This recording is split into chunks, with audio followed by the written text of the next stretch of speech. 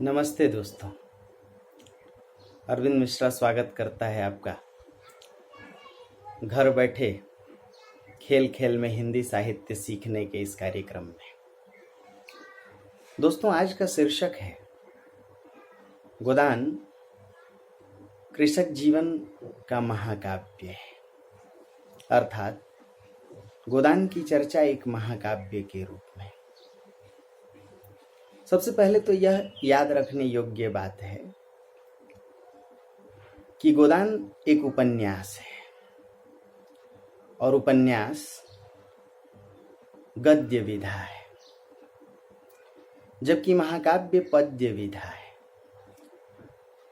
फिर आलोचकों ने गोदान जैसे उपन्यास को कृषक जीवन का महाकाव्य या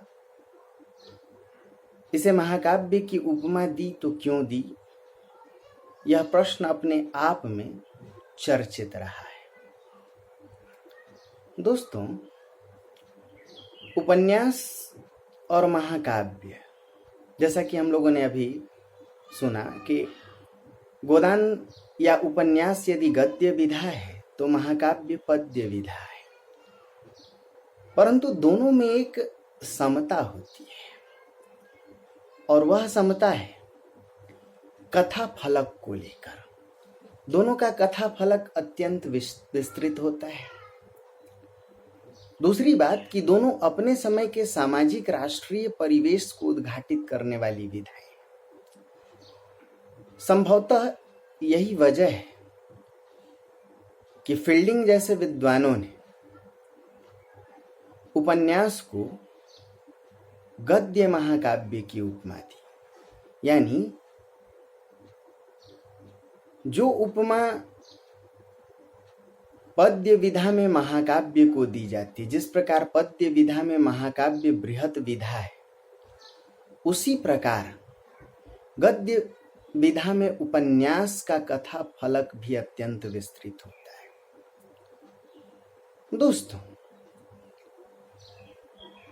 गोदान की चर्चा कृषक महाकाव्य में की जाती है तो इसके पीछे कुछ वजह है। सबसे पहले तो यह जानना जरूरी है कि महाकाव्य की क्या शर्तें होती, महाकाव्य के क्या क्या तत्व होते हैं।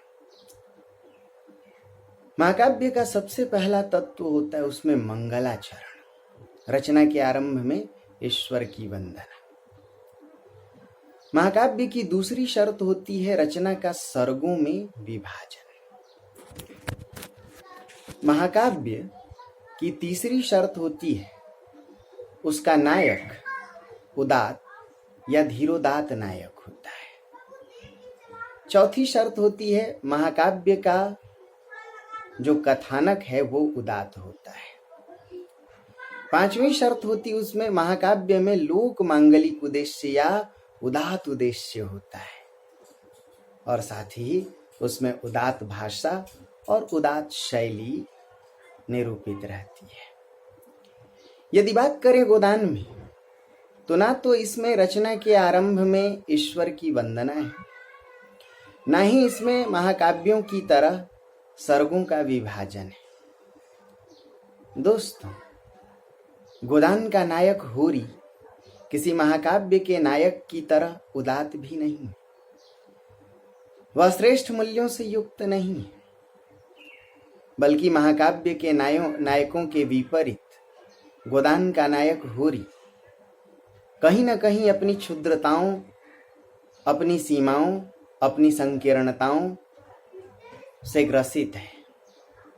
वह 100% एक ग्रामीण स्वाभाविक किसान है जो कुछ हद तक बेईमानी भी करना जानता है, झूठ बोलना जानता है, पत्नी को मारना पीटना भी जानता है, परंतु हाँ, आवश्यकता पड़ने पर उसमें उच्च मानवीय आदर्श भी। ऐसे में गोदान का नायक महाकाव्य के नायक की तरह तो नहीं है, फिर भी यह होरी विशेष और सामान्य दोनों पहलुओं से मिलकर बना नायक है। बहुत से इसमें अच्छाइयां हैं तो बहुत से इसमें बुराइयां।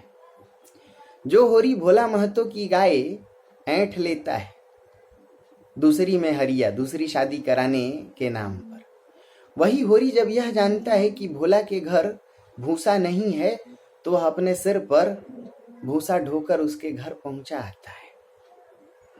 यह समझा जा सकता है कि होरी 100% एक यथार्थवादी चरित्र है, नियतिवादी भी है, कुछ उसमें संकीर्णताएं भी हैं, कुछ अच्छाइयां भी हैं। दोस्तों, किसी भी महाकाव्य का कथानक उसकी कथा आधिकारिक और प्रासंगिक 2 कथाओं में विभाजित होती है और दोनों में तालमेल होता है। यदि इस शर्त के आधार पर बात करें तो गोदान की कथा भी एक तरफ ग्रामीण कथा है और दूसरी तरफ शहरी कथा है। कुछ आलोचकों ने कहा कि इसकी ग्रामीण कथा और शहरी कथा में कोई तालमेल नहीं है, पर यदि गौर करें तो होरी से जुड़ी हुई ग्रामीण कथा और गोबर मेहता मालती से जुड़ी हुई शहरी कथा में बहुत अंतर नहीं। आलोचकों ने लिखा, नेमिचंद्र जैन तथा जैनेन्द्र जैसे आलोचकों की स्पष्ट राय है कि गोदान में शहर हठात नहीं है, बल्कि लाखों हजारों गोबरों के अपनी खेती से उखड़ने के पश्चात बसे, अर्थात गांव के उजड़ने से ही शहर बसे। गोदान की शहरी और ग्रामीण कथा दोनों मिलकर उस समय के औपनिवेशिक भारत की मुकम्मल तस्वीर को प्रस्तुत करती हैं। दोस्तों, तीसरी शर्त है महाकाव्य में लोक मांगलिक उद्देश्य का होना, उदात्त उद्देश्य। यदि देखा जाए तो गोदान औपनिवेशिक भारत की तस्वीर को, चौतरफा शोषण को, महाजनी औपनिवेशिक सामंती पुरोहिती शोषण को व्यक्त करने वाला उपन्यास है, लेकिन इसका नायक होरी कहीं न कहीं लोक मंगलवादी अवधारणा से युक्त है। यह होरी कहता है, क्या खाकर मोटे हुए हो भाई? मोटे तो वो होते हैं जिन्हें न ऋण की चिंता हो न मर्जाद की सोच हो। 100 को दुबला करके तब कोई एक मोटा होता है। भला यह भी कोई मोटा होना है? अरे यह तो बेहयाई है। सुख तो तब है जब सभी मोटे हों। यह समझा जा सकता है कि ये सर्वे भवन्तु सुखिनः की कामना ही लोक मंगलवादी अवधारणा है। कहीं ना कहीं होरी की आंखों में यह लोक मांगलिक चेतना है। दोस्तों, गोदान की भाषा किसी महाकाव्य की भाषा की तरह उच्च अलंकारों से बेशक युक्त ना हो, परंतु एक प्रारूपिक भाषा है।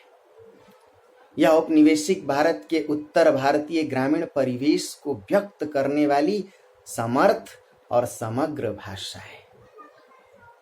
उपन्यासकार प्रेमचंद ने बेशक अपने उपन्यासों में भावनात्मक राष्ट्रीयता की चर्चा न की हो, न ही उनके पात्र कहीं भी स्वाधीनता आंदोलन में प्रत्यक्ष तौर पर सहभागी दिखाई पड़ते हैं, परंतु यदि देखा जाए तो गोदान जैसे उपन्यास अपने समय के भारत के शोषण को, यातना को, किसानों की त्रासदी को पूरी तरह उभारने में सक्षम है। यह कहा जा सकता है कि गोदान उपन्यास जैसी गद्य विधा होकर भी इसमें महाकाव्य के कुछ तत्व भी झलकते हैं।